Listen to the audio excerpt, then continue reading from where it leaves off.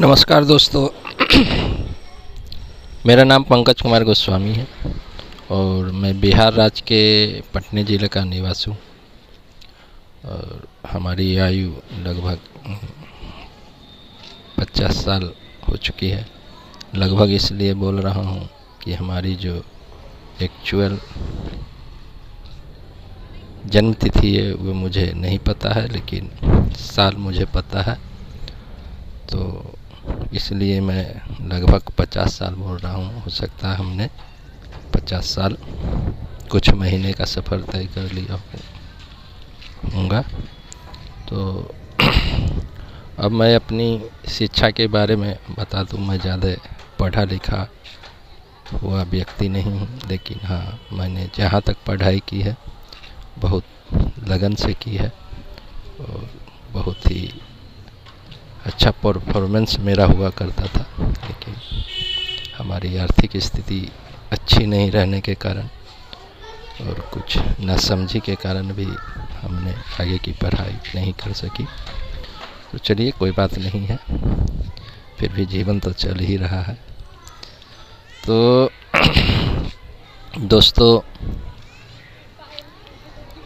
मैं आशा करता हूँ कि आप लोग स्वस्थ होंगे, मस्त होंगे, ज़बरदस्त होंगे, और होंगे भी क्यों नहीं, क्योंकि आप इस समय सबसे अच्छे ऋतु में हम लोग का जीवन व्यतीत हो रहा है, बसंत ऋतु में।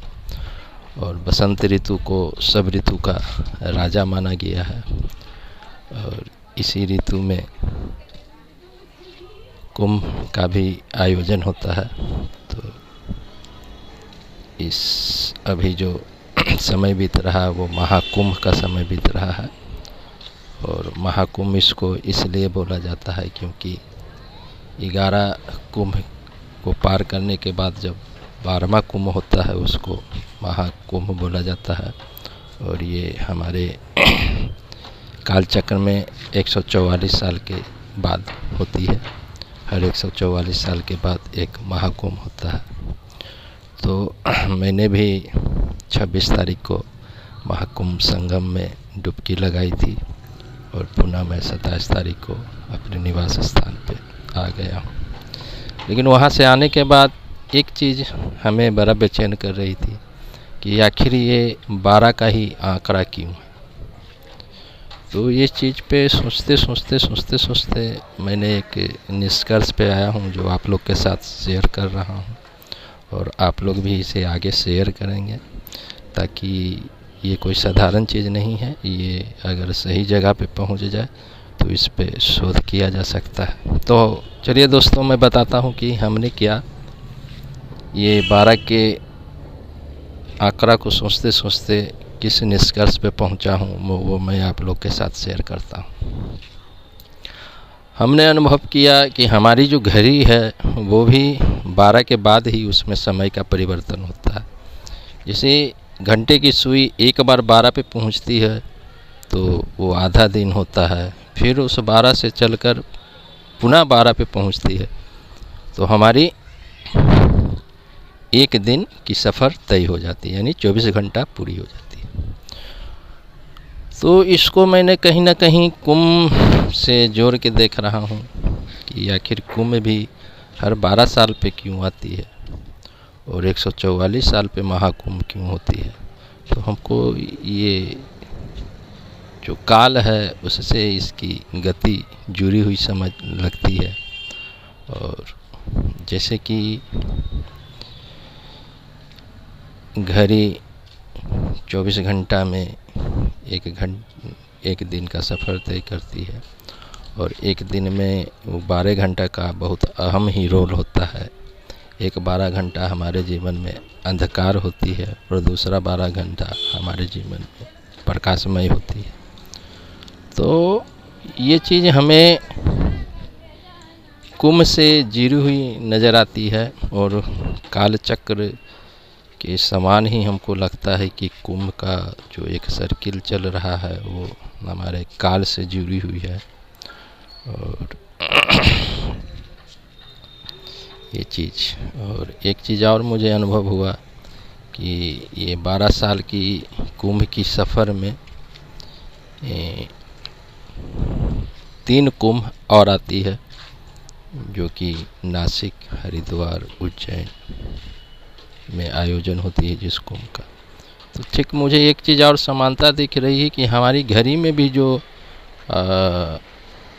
चलती है उसमें 1.25, 2.5, पौने का जो आंकड़ा है, ठीक कुंभ में भी ऐसा चीज़ हमको देखने को मिलता है कि इसमें भी हर 3 साल पे एक कुंभ पड़ती है और फिर 12 साल में एक पूर्ण कुंभ होती है। तो ये सारी चीज़ें मुझे इस पे ज़्यादा अंदर तक जाकर ज़्यादा समझने की ज़रूरत महसूस हो रही है। और ये ख्याल मुझे आ रहा है कि अगर हम इस 144 साल की समय को पढ़ लें तो आने वाली 144 साल को हम समझ सकते हैं कि इस 144 साल में क्या चीज़ें होने वाली है।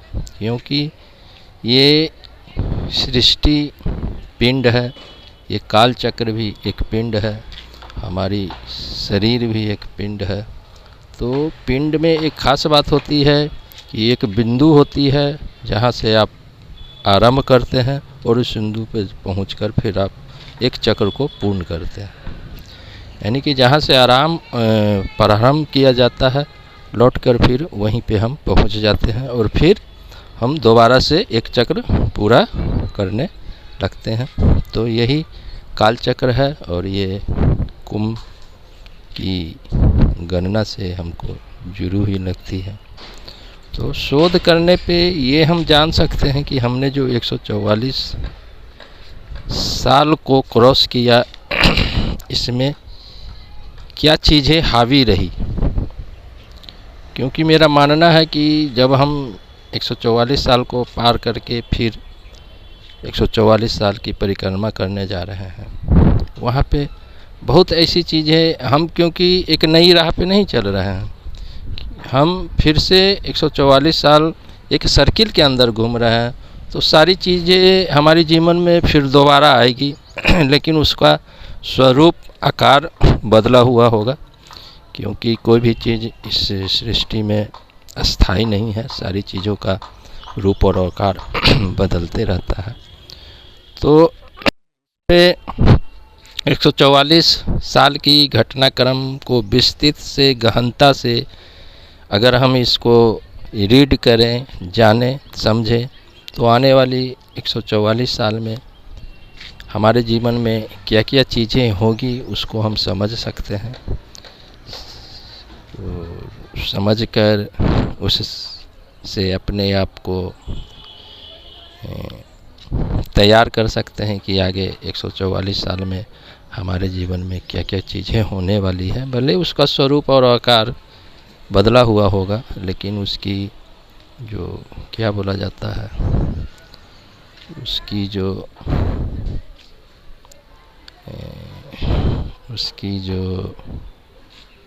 बोलने गुण, उसकी जो गुण होगी वो तो वही रहेगी और आकार भले बदल चुकी होगी।